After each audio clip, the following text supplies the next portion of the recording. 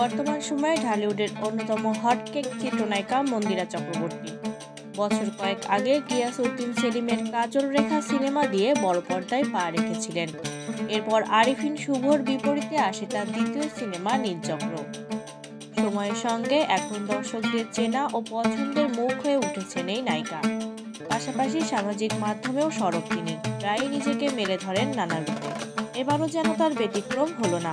গত শনিবার রাতে একগুচ্ছ ছবি নিজের সামাজিক মাধ্যমে প্রকাশ করেছেন মন্দিরা। ছবিগুলোতে তার গ্ল্যামারাস লুক নজর কেড়েছে নেটিজেনদের। দেখা যায় মন্দিরা পরেছেন চকলেট বা গাঢ় বাদামি রঙের একটি বডিকন গাউন।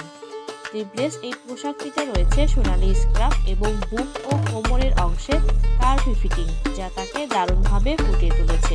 উঠে এসেছে বোল্ডনেস। প্রতিটি পোজে এক আবেদনময়ী অভিব্যক্তি ছিল তার।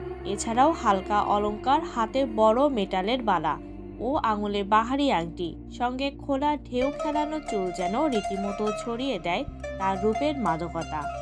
ছবির ক্যাপশনে মন্দিরা তুলে ধরলেন এমনটাই, লিখেছেন, মাদকের মতো হও, তাদেরকে তোমার জন্য মরতে দাও। মন্দিরার এই পোস্টটি বেশ সাড়া ফেলে তার ভক্তদের মাঝে।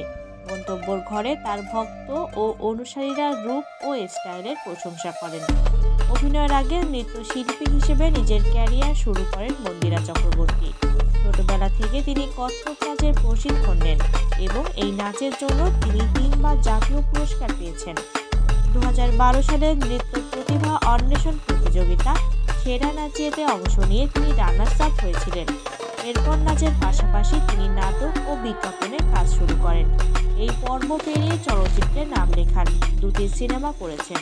তবে বর্তমানে তার নতুন কোনো সিনেমার খবর এখনও জানা যায়নি।